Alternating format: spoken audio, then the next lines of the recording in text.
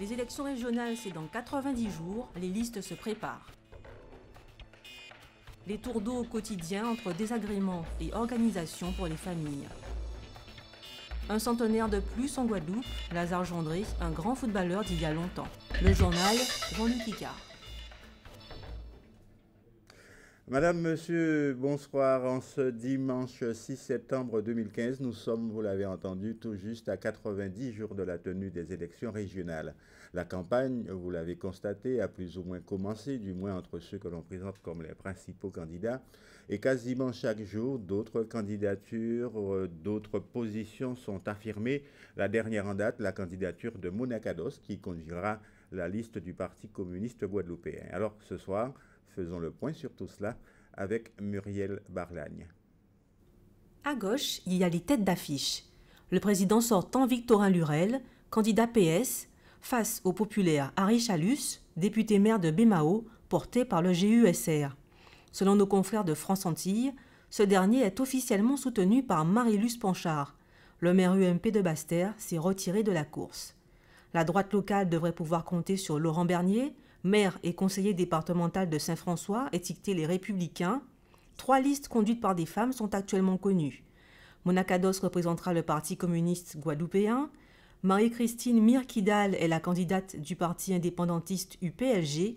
Mélina Seymour, fondatrice de Ambition Guadeloupe, est la tête de liste Oui à la Guadeloupe. Les candidats ont encore le temps de se déclarer. En 2010, ils étaient 9. Quant aux électeurs, ils peuvent s'inscrire jusqu'à la fin du mois de septembre. Et toujours à propos des élections, Éric Jalton, le député maire des Abîmes, était ici même, notre invité hier soir, proie lourde des soutiens de Toto Lurel, comme on l'appelle, le président sortant de la région. Éric Jalton a en quelque sorte confirmé ce que beaucoup pensent. Il se réserve pour le coup d'après et pourquoi pas l'Assemblée unique dont il est toujours un fervent supporter. On l'écoute. Pour le prochain mandat, tout est possible, y compris pour la FAB, si telle est notre ambition. Pour l'instant, on a un contrat pour cette mandature. Après, tout est possible. Il y a l'Assemblée unique, pourquoi pas demain, s'il y a une Assemblée unique, collectivité unique pour laquelle je me suis toujours battu, après Frédéric Jalton, pourquoi pas, si la FAB pouvait présider à la future Assemblée collectivité unique, ce serait une belle victoire pour moi, une belle fin de carrière. La solidarité guadeloupéenne envers la Dominique est toujours à l'œuvre. Aujourd'hui, les associations engagées, notamment dans le rassemblement Solidarité Guadeloupe-Dominique, ont poursuivi les opérations de collecte de dons, eau et denrées alimentaires dans différentes communes et en particulier dans les centres commerciaux. Un nouveau bateau devrait rallier demain Roseau, la capitale dominicaise. Départ demain de la marina du Gosier.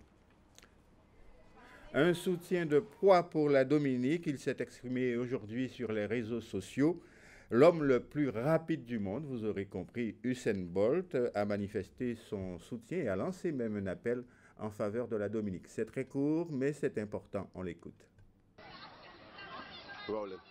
C'est Usain Bolt. La Dominique a été dévastée. Tout ce que je vous demande, c'est de soutenir la cause. Aidons-les par tous les moyens possibles. Je vous propose maintenant d'entendre un témoignage un peu plus long, celui de cette membre de l'association Coreca, qui la première a appelé à la solidarité envers la Dominique. C'est une Dominicaise d'origine. Elle est partie en mission après le passage d'Erika dans son pays d'origine, dévasté donc, mais en même temps, elle est allée surtout s'enquérir du sort de sa famille, elle-même sinistrée. Son témoignage recueilli par Éric Pommier.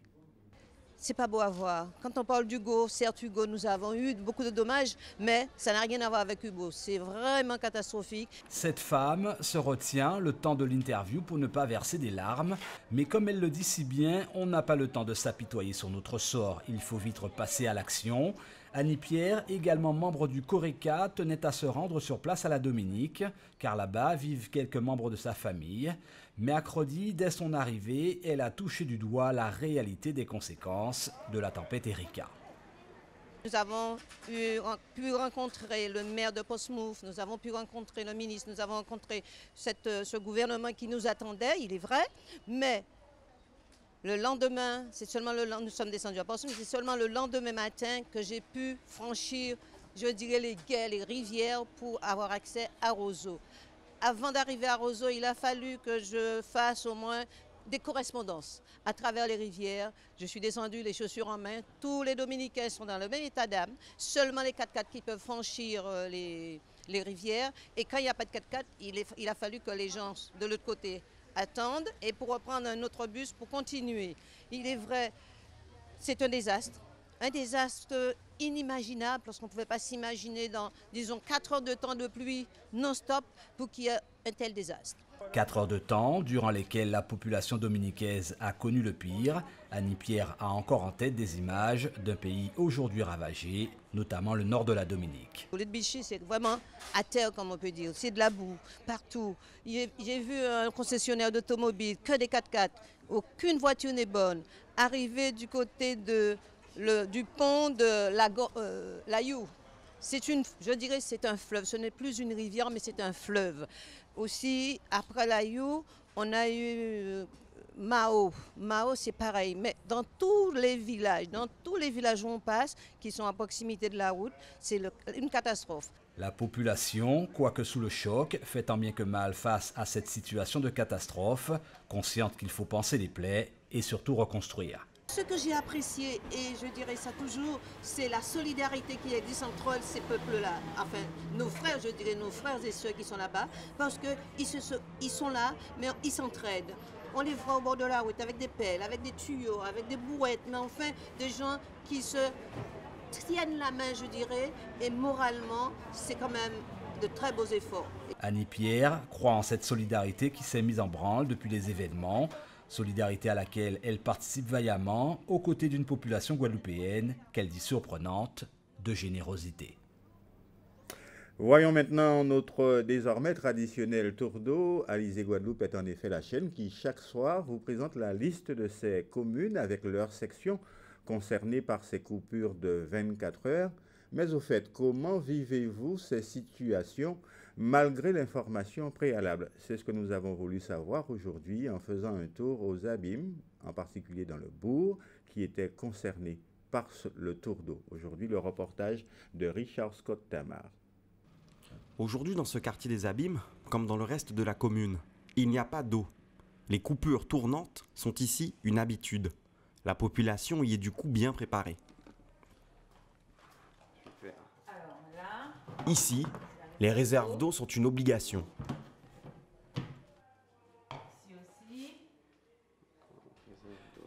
Il est midi. Nous constatons qu'en effet, toutes les arrivées d'eau ont été coupées.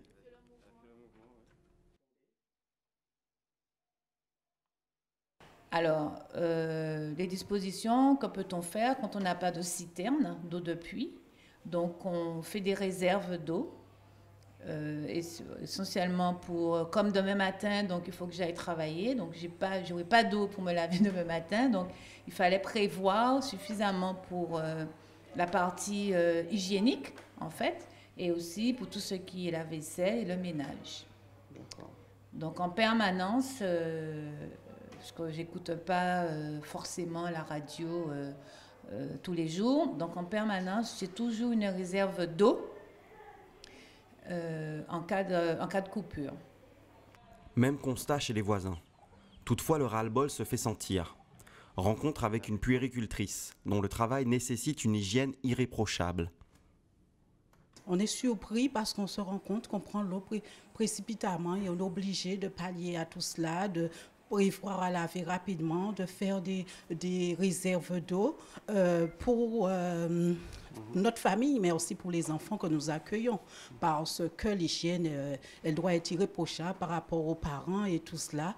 Donc, cependant, c'est vrai que ça gêne beaucoup, c'est difficile, c'est pénible. Pour ces habitants des abîmes, il n'y a plus qu'à prendre son mal en patience. Le prochain tour d'eau est prévu dans cette commune, jeudi 10 septembre. Le vieillissement de la population guadeloupéenne, c'est un sujet entré désormais dans les conversations, voire les réflexions. Quelques chiffres tout d'abord. Aujourd'hui, la Guadeloupe compte quelques 15 000 personnes âgées de plus de 80 ans. Et d'ici 25 ans, elles seront 4 fois plus nombreuses. Parmi elles, des centenaires que nous honorons dans nos mairies et qui paraissent même à cette occasion dans la presse. La chose sera quelque peu banale d'ici 50 ans, nous dit une étude mondiale. En attendant, aujourd'hui, la mairie des Abîmes honorait un certain Lazare Gendré. C'est un personnage des environs de carénage, connu notamment dans le monde du football. Alors, à travers lui, nous avons voulu savoir comment vit-on à 100 ans en Guadeloupe. Le reportage d'Éric Pommier. Quelle est selon vous la différence d'âge entre cet homme de 66 ans et cet aîné Lazare-André Gendré, 40 ans? Oui, vous avez bien entendu, car cet homme depuis le 1er septembre est centenaire. André est né en 1915 aux Abîmes. Très surprenant, même si notre vaillant monsieur souffre d'un problème auditif, c'est la lucidité dont il fait preuve. Il a surtout une élocution quasi parfaite, celle d'un aîné de première jeunesse. Il joue égalisé par un pénalty. Alors, le capitaine me dit, on a donné la mi-temps. La mi-temps. 1 à 1. Alors le capitaine me dit, Jean-André, papa nous jouons en prolongation. Nous peut perdre. Parce qu'un des meilleurs joueurs nous blessé. Un tel exemple de longévité valait bien sûr que son entourage aujourd'hui lui rende honneur, entouré de sa famille et de son fils Rico. Celui-ci dresse le portrait d'un père hors du commun. C'est un bon père jusqu'à maintenant. Lorsqu'on avait des problèmes, il essayait de les résoudre assez rapidement. Donc à partir de là, tout allait. Une vie saine, un homme aimant, un bosseur, équilibré. Monsieur Gendré doit surtout cette santé de fer à une carrière sportive qu'il a menée en tant que footballeur. Il a servi son club, la Restart, de 1935 à 1957, avec des moments uniques. J'étais l'un des meilleurs joueurs de la Restart de David. Naturellement, de la Guadeloupe, puisqu'on fait beaucoup de sélections. D'accord. Oui. Et de haut niveau. À partir de quoi jouer après là. Lazare-André Gendré est un homme déroutant. Quand vous lui demandez ce que cela lui fait d'être centenaire, voilà sa réponse. Oh. Ça sont questions difficiles. Moi, la seule chose que je demande, et qui me reste, c'est la mort. En instantané. Oui. Nous, on sait qu'il sera là l'année prochaine. Mais lui, chaque fois que le 31 décembre arrive, le 1er janvier, on lui dit bonne année, il dit c'est la dernière année qu'on le voit. Depuis quand il avait 85 ans. Sacré bonhomme, ce Lazare-André. Cela valait bien un selfie pour immortaliser en une fraction de seconde le visage d'un homme fier et beau du haut de ses 100 ans. Et Gendré, père et fils, vous l'avez entendu, étaient de grands footballeurs du Red Star de Pointe-à-Pitre. Ils n'ont pas dû apprécier la victoire de leur club hier à l'occasion de la première journée du championnat de division d'honneur. Les Pointois se sont en effet inclinés 2-0 face au CSM, le champion sortant. Les autres résultats de cette première journée, vous les voyez s'afficher sur votre écran. Vous retiendrez la large victoire de la Gauloise de Basse-Terre, 4-1 contre les autres Pointois de la Solidarité scolaire. Cette victoire permet à la Gauloise d'être le premier leader de cette saison. Avant de refermer cette édition, des nouvelles de cette tempête tropicale nommée Grace, la 7e de la saison. Elle était, d'après le dernier bulletin de Météo France, à 17h située à quelques 3200 km de la Martinique, caractérisée par des vents de l'ordre de 80 km par heure, avec des rafales à 108 km/h. Elle se déplace à une vitesse de 24 km par heure. Sa trajectoire et son intensité sont actuellement très surveillées. Voilà, c'est la fin de cette édition. Merci de l'avoir suivi. Dans un instant, le journal de TF1 suivi des traditionnels. Là aussi, pronostic hippique de Prévert-Mayengo. Demain, vous retrouvez Nicolas Beaubrun. Excellente soirée sur Alizé Guadeloupe.